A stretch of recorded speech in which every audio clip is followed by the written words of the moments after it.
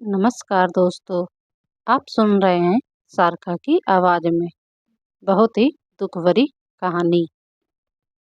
आज की कहानी है बूढ़ी माँ का दर्द। एक पति पत्नी को जुड़वा के 2 बच्चे हुए, दोनों ही बेटे हुए। माँ बाप ने इन दोनों ही बच्चों को खूब प्यार से पाला पोसा और पढ़ाया लिखाया, बड़ा किया और इस काबिल बनाया कि यह अच्छी नौकरी कर सके और समाज में अच्छा जीवन व्यतीत कर सके। अपने बच्चों के लिए दिन रात कड़ी मेहनत करके एक बंगले जैसा 2 मंजिला मकान बनाकर दिया ताकि दोनों बेटे शादी के बाद भी एक साथ रहें, लेकिन अलग अलग कमरों में रह सके ताकि आगे चलकर कभी बंटवारे का विचार ना आए और इनमें लड़ाई झगड़े ना हो। दोनों बेटों को अच्छी नौकरियां लग गई, दोनों की ही शादी हो गई। बड़ा बेटा जो घर के पहले मंजिल पर रहता था, उसके एक बच्चा भी हुआ। पोते का मुंह देखकर दादा दादी बहुत खुश हुए।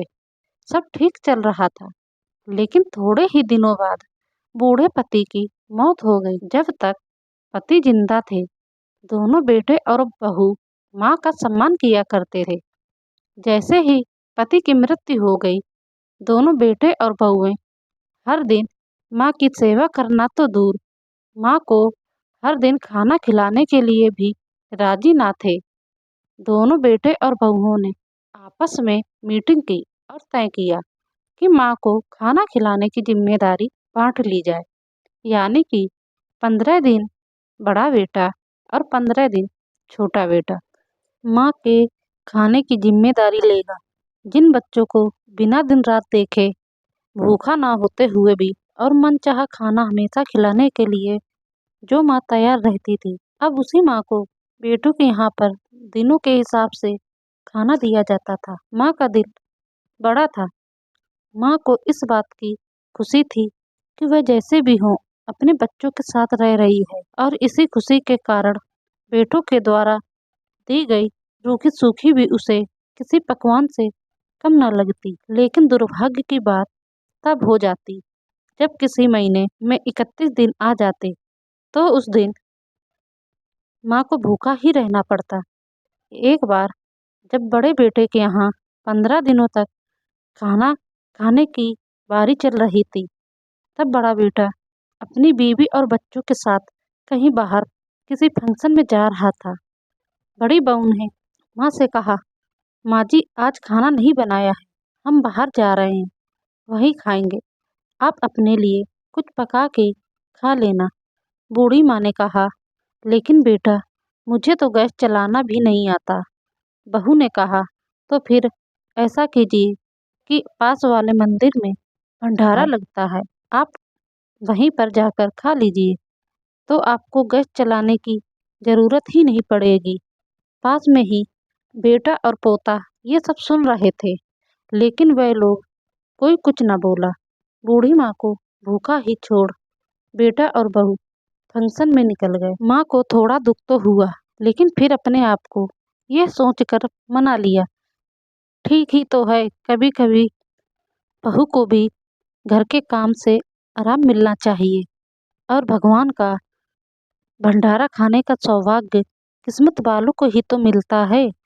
माँ खुशी खुशी मंदिर में जाकर भंडारा खा आई। कुछ दिन ऐसे ही बीत गए। एक दिन बड़े बेटे को छुट्टी थी। बेटा और बहू और उनका बच्चा अपने घर में साथ में समय बिता रहे थे। माँ बाप छोटे बच्चे से पूछ रहे थे कि तुम बड़े होकर क्या बनना चाहते हो और क्या करना चाहते हो। तो छोटे बच्चे ने बड़े ही सरल भाव से माँ बाप को उत्तर देते हुए कहा, मैं बड़ा होकर वकील बनना चाहता हूँ। मेरी इच्छा इस घर से भी बड़ा एक घर लेने की है, लेकिन वह घर मंदिर के पास ही होना चाहिए। माँ बाप ने पूछा, घर के पास ही मंदिर क्यों होना चाहिए?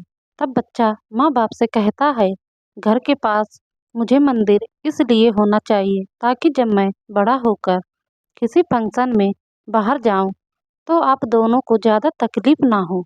मंदिर जाते वक्त मंदिर नज़दीक रहेगा तो आपको ज़्यादा दूर जाकर भंडारा नहीं खाना पड़ेगा।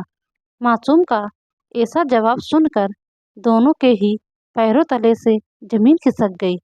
उन्होंने अपनी गलतियों का एहसास अब जाकर हुआ था, जो उनके 5 साल के बेटे ने पहले ही कर लिया था।